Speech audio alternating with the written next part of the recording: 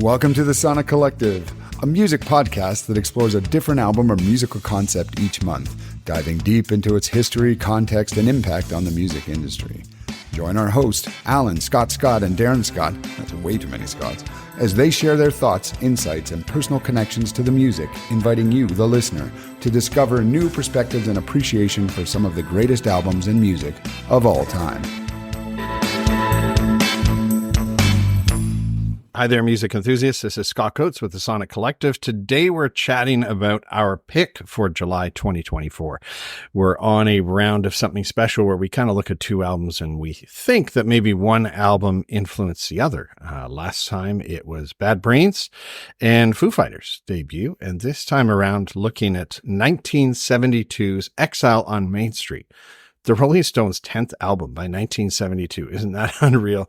And the 1992 album by the Black Crowes, The Southern Harmony and Musical Companion, which was their 6th album. I find it pretty amazing that 72 is 52 years ago, 1 year before I was born, but only 20 years between 72 and 92. 92 doesn't sound in my mind that far away, but those two are only separated by 20 years. It turns out Exile on Main Street was one of my 10 albums. I think we had, if you could take 10 albums to a desert island and they were your only ones for the rest of your life, Exile on Main Street was on there for me. Strangely, the Crowes album wasn't, and I'm not sure how I missed that because it's one of my favorites. I didn't come into this with any, obvious strong connections between the two albums. Nothing more really than I've just always kind of felt that one sonically influenced the other. So I'm going to just hand it over to people to get into it. Let's go to Alan. All right. Thanks, Scott. Okay, I should caveat this by starting by saying that whenever I'm asked who I prefer, the Beatles or the Rolling Stones, I always answer the Beatles, with the caveat that I like the Beatles after they discovered drugs. So brave. So brave.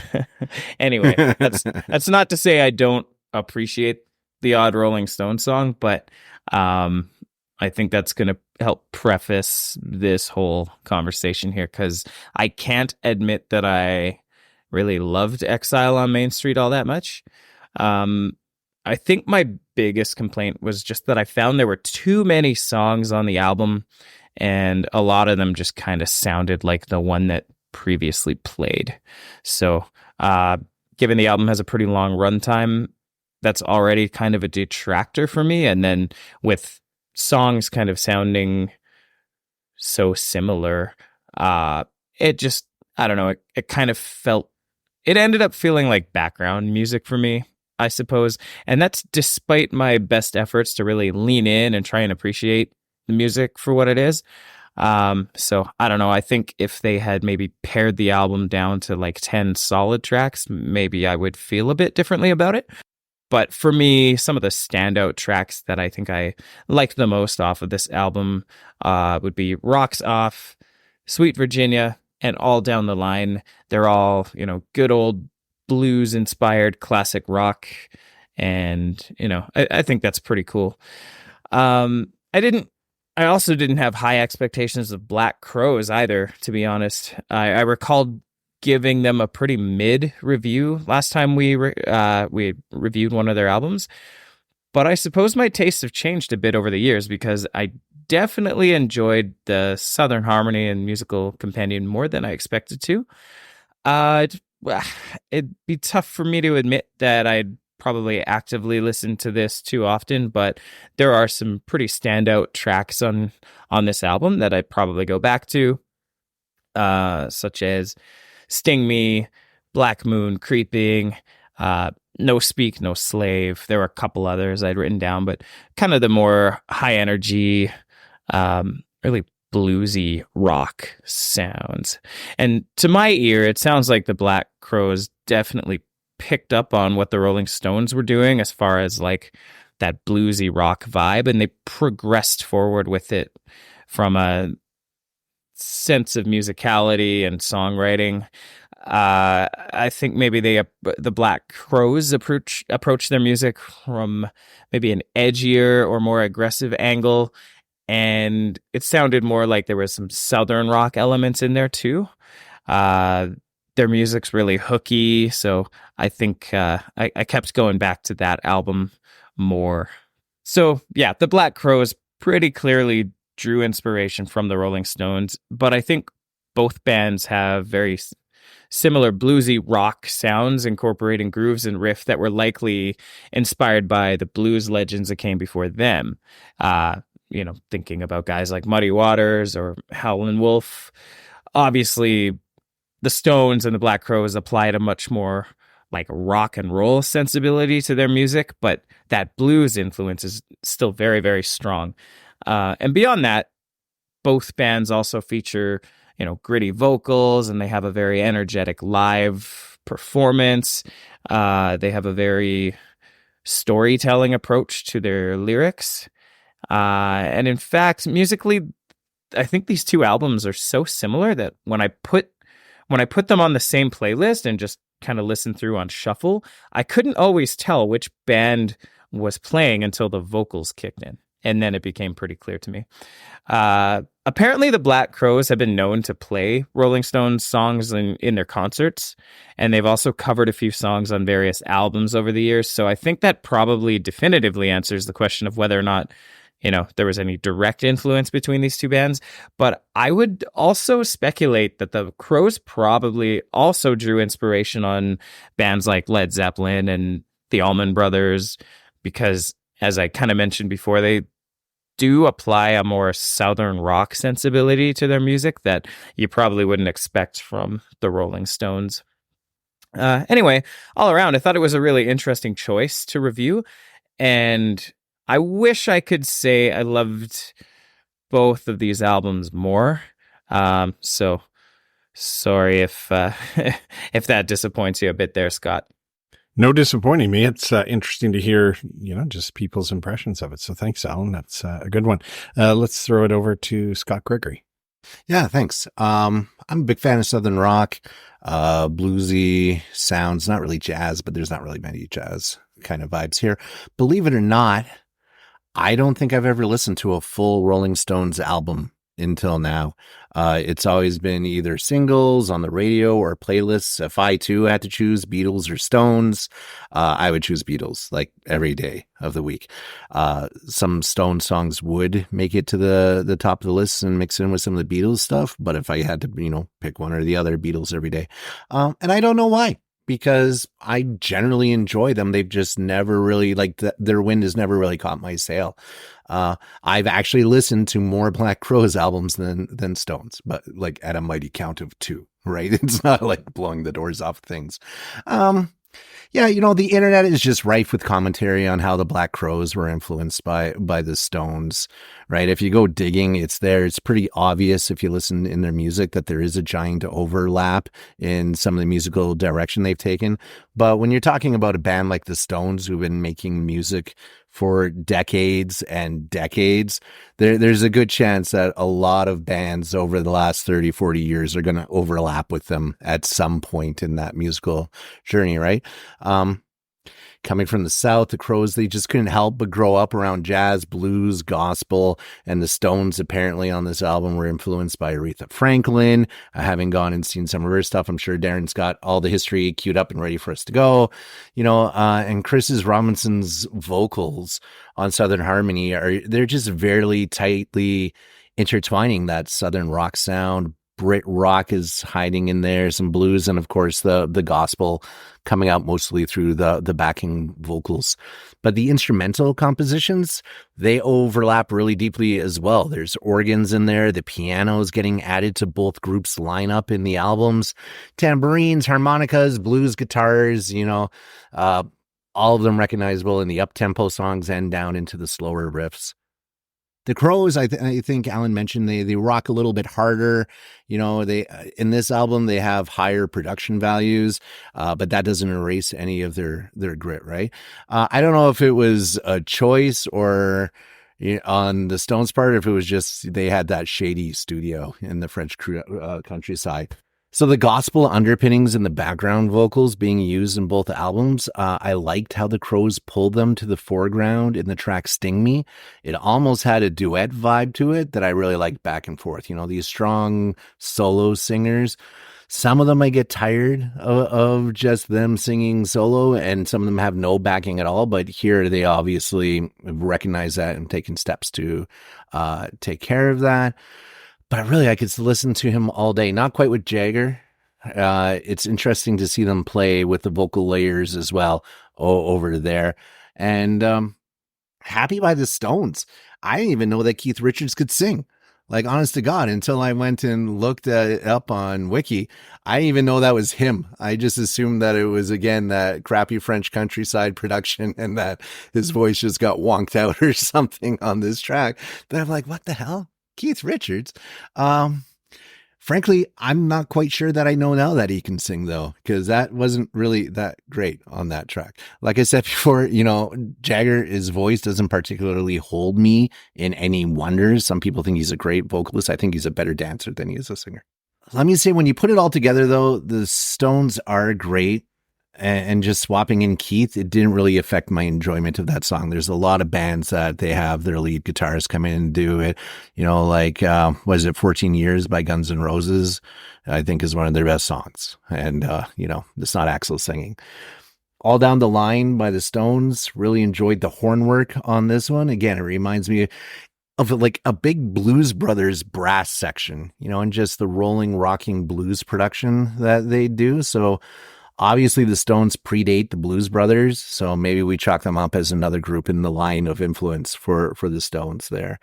On the Crow side, Sometimes Salvation, I like the long, drawn-out guitar chords in the song, and I think it really helps illustrate one of the major differences between these two bands. You can see the influence, but the Stones always seem to get more into like fingering and almost like a statico kind of guitar playing, really choppy. But the Crows, they like to draw out those notes, and Thorn in My Pride, I think, is a perfect balance between these two styles, that you can see the full blend in. It has such a nice tempo, lets the guitar really stand out on it.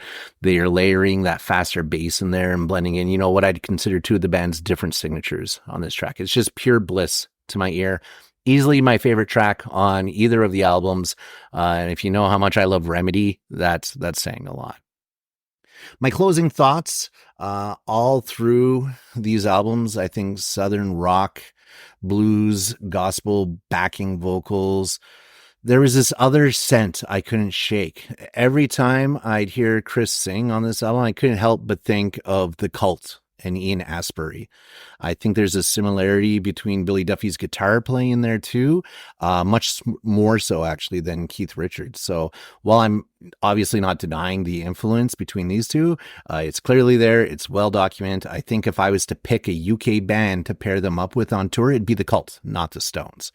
And not so surprisingly, that tour has happened with the Crows, Cult, and Jimmy Page. And I would have given like my left nut to have seen that concert. So. Cool. Thanks, Scott. There's actually a great live album. It's the Black Crowes with Jimmy Page live at the Greek Theater, and they do Crows tunes and Zeppelin songs. It's a really good double album. So, oh man, thanks. And The Cult, I watched a few clips of them performing recently. They're so, but Old Cult's great. Hey, Darren, over to you.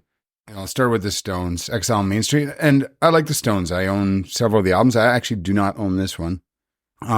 But I think I might go get it now. They have a lot of albums, but yeah, great. So I was quite familiar with them. I knew a bit about this album though. Stones in Exile. If you haven't seen it, there's a documentary, I believe it's on Prime, Amazon Prime, that really details and covers. There was actually a crew at that time. So they had to leave England because they owed all these taxes. They owed the taxman. So before their assets and all their stuff could get seized, they all packed up and moved to France at this time to avoid paying taxes or get it all worked out. So they were living there for months.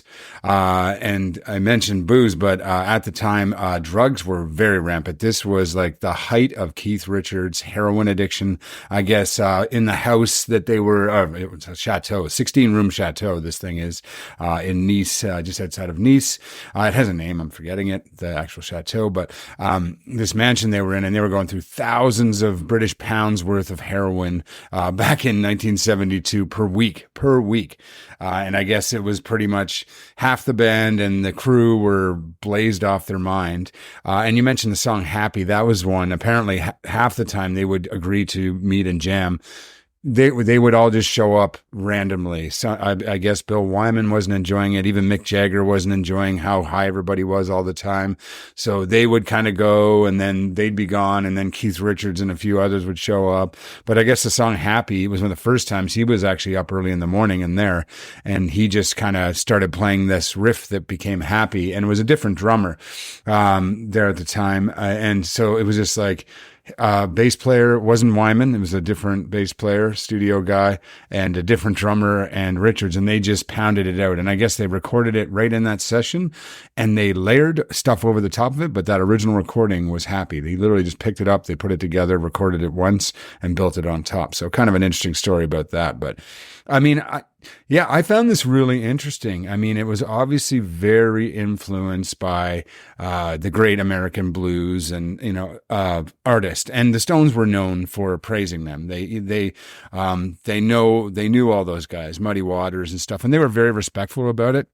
Because who's kidding who? This is the definition of appropriation going on back in these days. And it's been ongoing for many years where black artists come up with a new sound and then nobody buys it or supports it until a white artist does it. And then they become super rich and famous off it, which continues. If you look at every boy band that exists now or that whole thing, that was all Boys to Men. Before Boys to Men, there was no boy bands.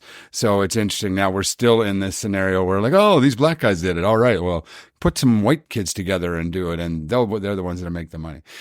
So, I mean, there's always a bit of that, but I mean, I think it's gotten better in time. And the Stones, again, were known for supporting those artists and being friends and really trying to help them in their careers. I own a great album too. It's the Stones and Muddy Waters live in Chicago, recorded, I think it was in the 80s. I should remember that. But really interesting album. And actually, that album reminded me a lot of this Exile Main Street because that very much, actually, it was at a Chicago club. It was Muddy Waters and just some other friends and other famous blues artists all just kind of started to jam, and it's literally a jam. And the Stones, I guess, showed up that night. And so at one point, the first few songs are just Muddy Waters and his friends. They call them up, and then the Stones just start jamming with Muddy Waters. And it reminded me very much. This album to me, I mean, yes, we know it was recorded in this chateau in France, but it seems like it could have just been in a club. It just seems like the Stones set up in a club with all these blues artists and just started to going. It even sounds like that. Like that's an often point about this album is that the quality is actually quite low. The bass is almost non-existent. It's very time-in. It's rough. It's raw. But I think that was kind of intentional.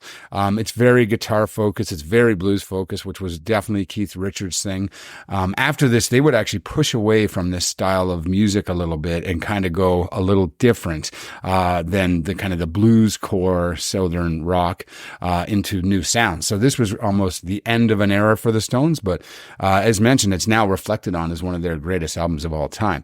Even though they're blasted and torn apart and all this craziness going on, they somehow just created this thing. I was listening to one podcast about it, and it was a record producer went on, and he just said, there's so much about auto-tune now and perfection and all these, everybody's, bending the notes to be perfect. But he had a few quotes. He's like, great isn't always perfect. Perfect isn't always great. And that's a really good point. And I've heard Tom Petty talk of that before too, that, really like you're supposed to hear like bends and notes, or the singer's not supposed to be perfect. That's their style.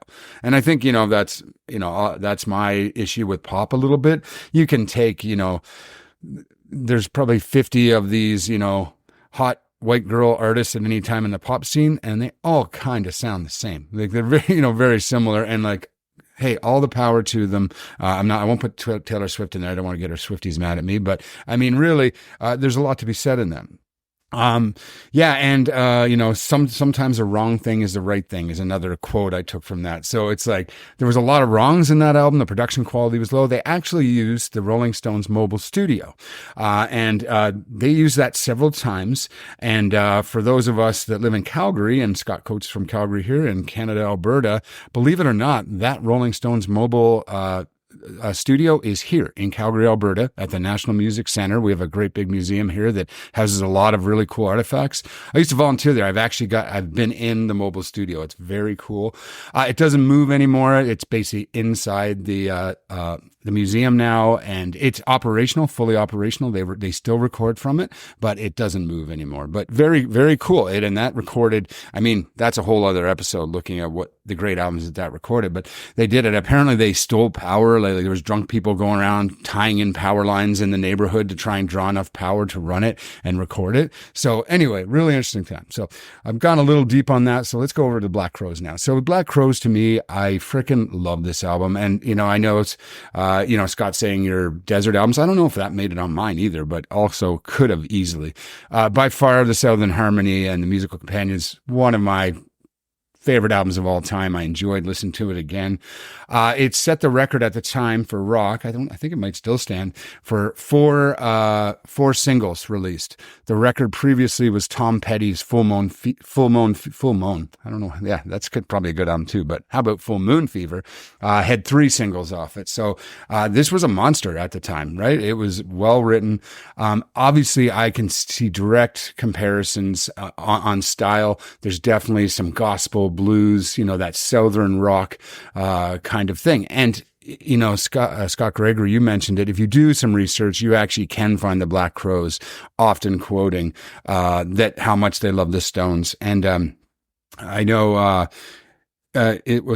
Chris Robinson, I think, said that his whole guitar style was a mix. He was just trying to be a cross between Keith Richards and Nick Drake. And I actually didn't know who the hell Nick Drake was. And I Googled it. And man, this was a guy, died at 26, almost has this smooth, silky voice. And his guitar playing is amazing. Like, highly recommend. And that's what I love about this show and why we do it. You kind of go exploring and all of a sudden you're like, who's Nick Drake? And then you realize there was this amazing artist never heard of in the 70s that had this just great sound. So he directly said he was influenced by Richards. They called themselves the Southern Blues with British swagger. I guess early on they would literally say that, trying to credit the Rolling Stones for that. So I found that very interesting too. So there's definitely a big respect that the Crowes show the Stones and in their style and who they are. The Crowes themselves, I mean, it's Chris and Rich Robinson, also known for being a highly volatile set of brothers. They've gone through many other members in the band. They've broken up several times because they fought so much. I guess there's stories where they made Oasis, the Gallaghers, uncomfortable because with their fighting. And I'm like, wow, you can only imagine that, because that Oasis brother battle is known in the public as being, the best of all time. And I also found, even though it's a little more refined, obviously the Black Crowes album, it still has that, you could still feel like you're walking into like a Southern kind of blues bar or something and just hearing this band. And I think that that style and how that felt to me and sounded, I really felt that connected the albums as well. They also loved like the Grateful Dead, the Allman Brothers, Ry Cooder, Chuck Berry. So you can see similar influences for both bands. But also they were from Athens, Georgia, the Black Crowes. So they love like newer bands like REM as well. And I guess, they also loved, and being Canadian, Neil Young. I guess they're huge Neil Young fans. So, an amazing set of influences to grow off for them. Again, I love that Crowes album. I don't think there's a bad song on that. I just think they really hit their stride. They even said the first album was fun for them, but they didn't really feel like they hit their stride until they recorded this one. There's a lot of up and downs over the years after with following albums, but it's still a really great discography. And I do recommend diving a bit deeper into the Stones and the Black Crowes. But anyway, I felt like I've talked long enough. Let's see what, Scott, you picked it. What drew you to this connection? Yeah, wow, you always have all the great background, Darren. Thanks for that. And I really enjoy listening to all of you chat about this. I think I said it in the opening for this pick. There's really nothing that made me pick it beyond I love Southern Harmony, probably more than Exile on Main Street, which is funny. I kind of made a mispick, I think, for that Desert Island. But every time I've just listened to this Black Crowes album, I just always think back to early Stones and Exile on Main Street, but also Let It Bleed. And you've all sort of touched on the fact of that Southern black music that the Stones loved. And in fact, I think, you said appropriation, but I think they're kind of one of the first big mainstream bands to have had black musicians in their band too, at a time in the 60s and whatnot when that was kind of frowned upon. They'd have black musicians in their band, singers, backups, etc. So I've just always loved the Southern Harmony musical companion. And, you also, I think it was Darren made a comment about it sounding like it's live. And that would be a connection point for me, is definitely they both have that real 70s party atmosphere. And maybe it's the tambourines or the harmonicas, but both of these albums, when I listen to them, I kind of feel like I'm in the room. I just always picture not a studio, but I picture a group of people sitting around together in a room, having some drinks, probably smoking some weed. So it has that real live feeling to me, and people enjoying themselves. And of course, carrying through is that Southern black rock, blues, soul sound through both of them.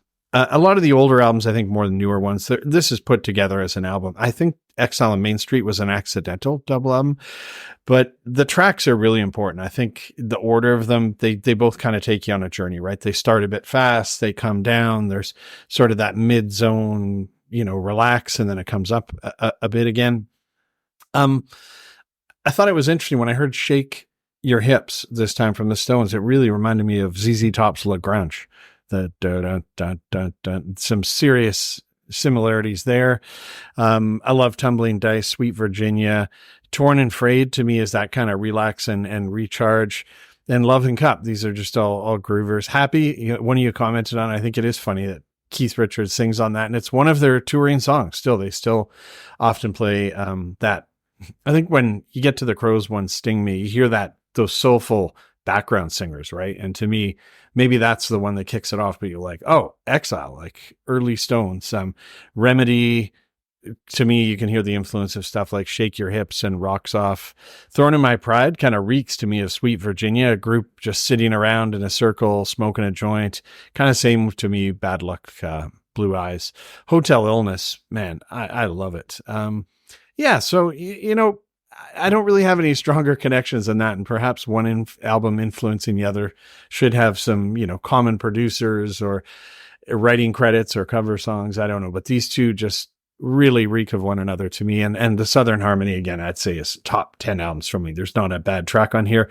I happened to listen to Chris Robinson on a podcast really recently, and he mentioned how he'd just gone and seen the Stones a couple of weeks ago in the US here in 2024 touring, and said how Mick is still just absolutely destroying it at almost 81, right? He just turned 81 on July 26th. So, I'm glad you guys kind of enjoyed it. I know everyone had various feelings about it, but it's fun to go back and listen to these.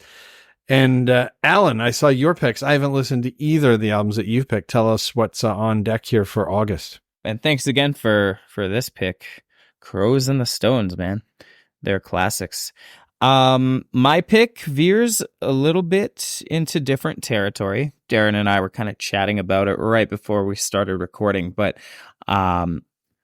I've chosen the Deftones as being influences on Sleep Token. And if you've never heard of Sleep Token, that's okay. They're pretty new on the metal scene. And if you're not really tuned into the metal scene, you probably would have never heard of them. But they are a very difficult band to kind of pin down. So I'm really curious, especially you, Scott, what you're going to think of it at the end of the month, because it's going to take you on a journey. But the two albums that I've selected to kind of showcase these similarities in the sound are White Pony by the Deftones, which was released in 2000, and Sleep Token's debut album called Sundowning. So should be a pretty interesting one, I think.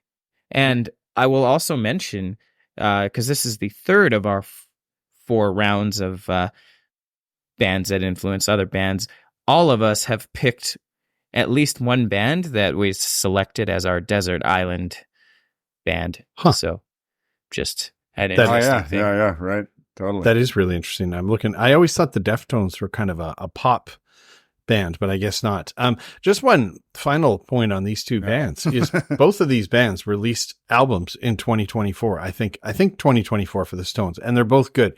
So Hackney Diamonds, the Stones' last release, like, I find it interesting. Why did the Stones put out an album? They certainly didn't need to. No one was asking for one, but it's pretty solid. And I absolutely love Happiness Bastards by the Black Crowes. I think it's a 15-year gap between albums, and man, it is a kick-ass album. So thanks everyone for listening. Thanks Scott, Alan, and Darren. Always interesting music chat, and tune in end of August and we'll hear what we thought of Alan's picks. Till then.